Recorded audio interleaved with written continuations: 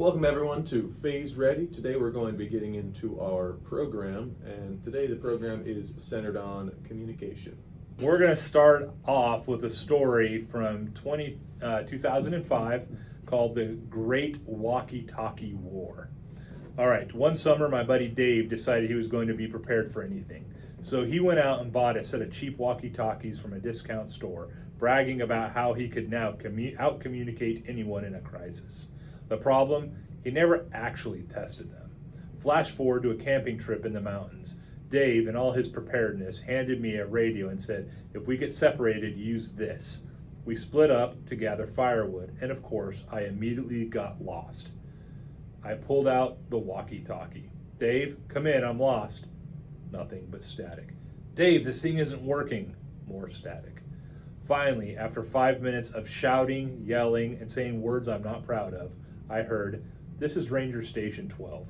Please stop screaming. We can hear you just fine. Turns out Dave's high-tech walkie-talkies were locked onto a local park ranger frequency. I had just broadcast my distress to an entire team of professionals who, after laughing, sent a ranger to find me, who, by the way, gave me the most disappointed look I have ever seen in my life. The moral of the story, test your gear before you need it. Yeah. That one speaks for itself. That one speaks for itself. All right. Don't be Dave. All right. So in the program, we're starting with, like I said, we have the 10 pillars. Communication is one of those pillars. Now, underneath this, there are 5 what we call foundational stones. We'll put the graphic up. And on this, of these foundational stones, we'll cover what they are really quickly, and then we'll move forward and get into some of the details behind each. Number 1 is your phone. Number 2 is alternative communication. 3rd foundation is contacts. 4th is information. And the 5th is data security. All right, and that's data security while you're communicating. So let's get into the first one, phone. All right, so if you're thinking about phone and you're in the lost phase, you're in the very first phase in communication, what are some things you're thinking about with your phone? I'm thinking, can I use it, and is it functional? So I would probably think if there's places I don't have service, where can I go to get that? Whether it be a place with better service or Wi-Fi. So find places with Wi-Fi, and then can you use, is it functional? Charge your phone. Item number 1, keep your phone charged. I don't know how many times my wife will turn to me, and it's early, it's in the morning, so you would have thought that she charged it overnight. But alas, the phone is at 5%. It's okay. I'm basically in charge of charging my wife's phone at this point. Well, there you go. So let's make sure that the phones stay charged. If you're under 50%, just make it a habit to get it charged, and definitely try to charge it overnight. It's the best time to do it. All right. Number 2 is to save important emergency contacts. All right. And why do you think that's important to have in your phone? If you're saving are you saying save them on your phone or separate? On your phone. Okay, so you can call people. Yeah. It's like if you don't have messages and stuff between them, and you don't have their contact saved, then how are you going to communicate with them? Yeah. All right, and then the next one is setting up. A lot of the phones, like the iPhone, has an emergency function on it that that you can set up emergency contacts in it. So if somebody doesn't have your password, they can still contact an emergency contact inside of your phone. So we'll put a graphic that has some of the basic instructions on how to get that set up. I have a Samsung. Well, no, they have Do it they? for for the Galaxies as well. Oh, okay, so. that's good. So I'm going to be needing to do that soon then. Yeah, and then the last one is know what to do when your phone fails. If you run out of battery and you got to get word to somebody, how are you going to do that? Now, it could be as simple as I go next door. It could be as simple as I steal my husband's phone, or it could be as something that okay, I'm going to have to send an email. Are you going to use Morse code, or what are you going to do? I mean, thankfully, we have a lot of alternatives these days. It didn't used to be the case. but we're at the point where like you could just use Messenger. If you have Wi-Fi, you could email, or if you don't have a computer, you could just walk up to someone who has a phone. We live in a society where essentially everyone's got one, and people aren't real stingy. Yeah. Okay, so foundation stone number 2 is alternative communication. Now, a lot of us, especially us gentlemen, used to play with these when we were younger. These are just your basic FRS radios. These are your walkie-talkies, push to talk. These, this is how we used to spend time when you were on long road trips. And especially if you had a couple cars that were following each other. We didn't have cell phones back in the day, so we'd open these. We'd get some of these. I remember me and my brother had a Voltron set of these radios that actually worked very well, and they worked so well that when we were driving down the road, we would have truckers say, "Hey, get off our channel." So it was kind of fun. All right, so yeah, having a couple of these are basic. They are not expensive as an alternate form of communication. If cell phones go down and you need to go to talk to a neighbor, you need to go down the road, whatever the case may be, having one of these so you can communicate with people who are back at the house, very, very helpful. So that's that one. Learn how to use these, test it before you need it. I would actually not store it with the batteries in, unless it is a rechargeable battery that you can just plug in on the outside, and that's fine. Try to keep these out of a humid area. Like we live in here in Missouri, and it gets pretty humid. I would not store these outside like in a shed or in a barn. Keep these in a drier location to keep the rust from upsetting them. I've seen what humidity and heat do to batteries sometimes. We had I think it was like a laptop battery stored out in our garage, and recently went and checked on it, and it grew 2 times the size. Well, that's really good for batteries to do. You want them to grow. Yeah, plant them in the ground, grow them nice and big, collect your batteries off the vine. Yeah, they have little baby batteries. All right, and use good radio etiquette. These are open.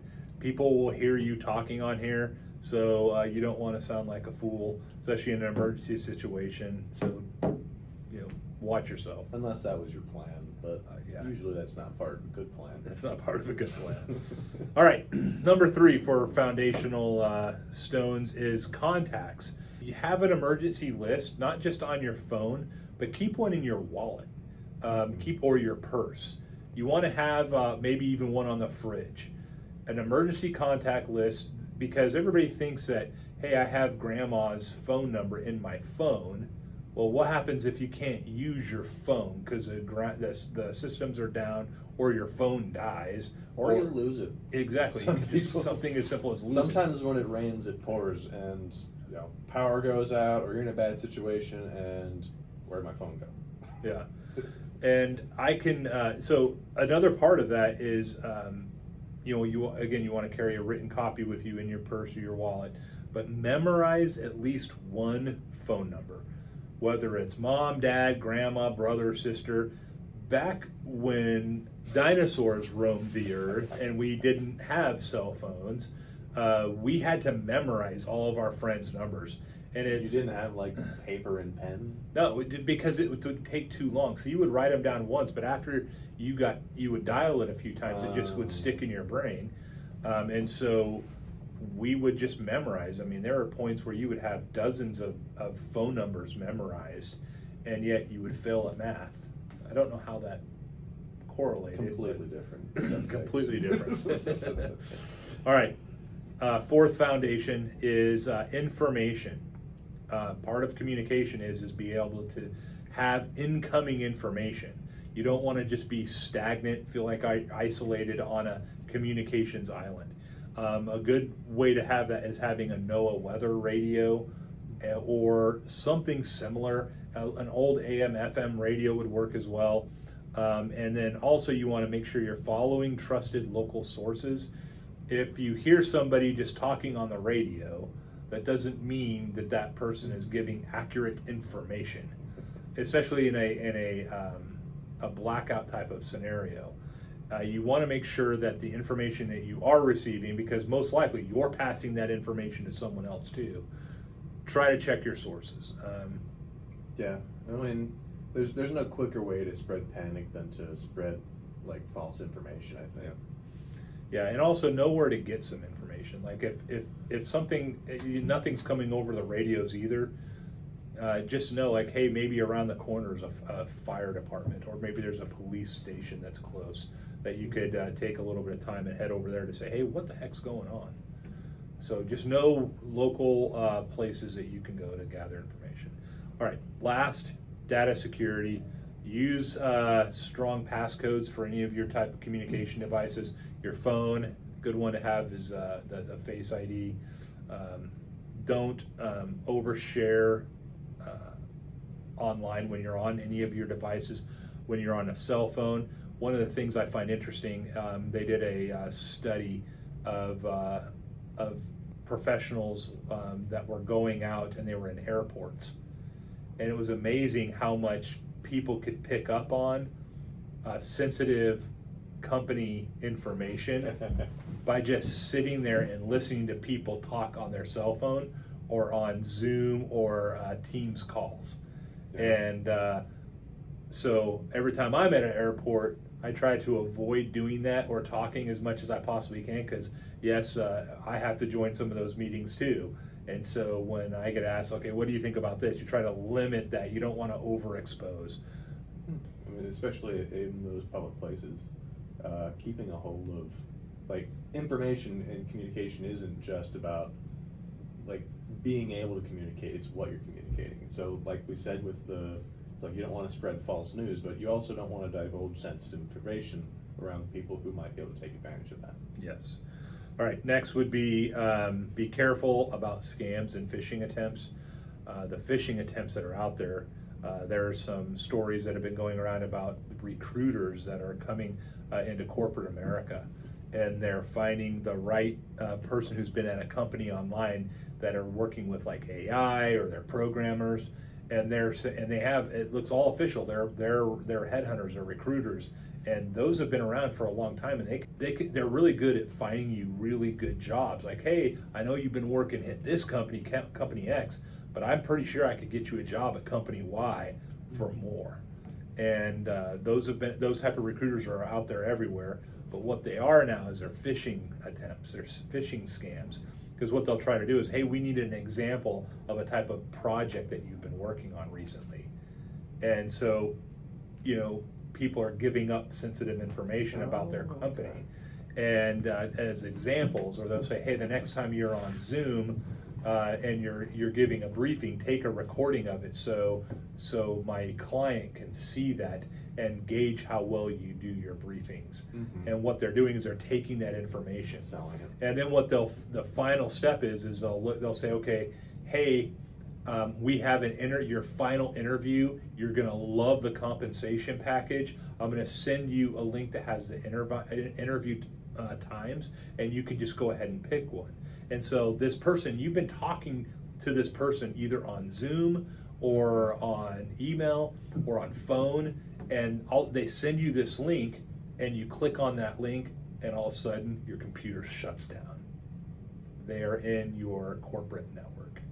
Yep. So these scammers, these type of phishing attempts, they are getting very complicated, and it's becoming very difficult.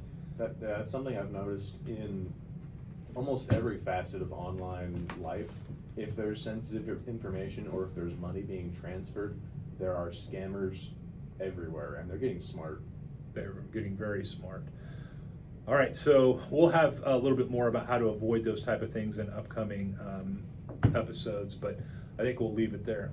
Yeah, I think just basic, trying to avoid giving people sensitive information and good passwords. Unfortunately, I may be in the less good passwords category, because I think I've had passwords compromised and used similar passwords afterwards, and so I should be better about it. All right. Well, thank you everyone for watching. Till next time.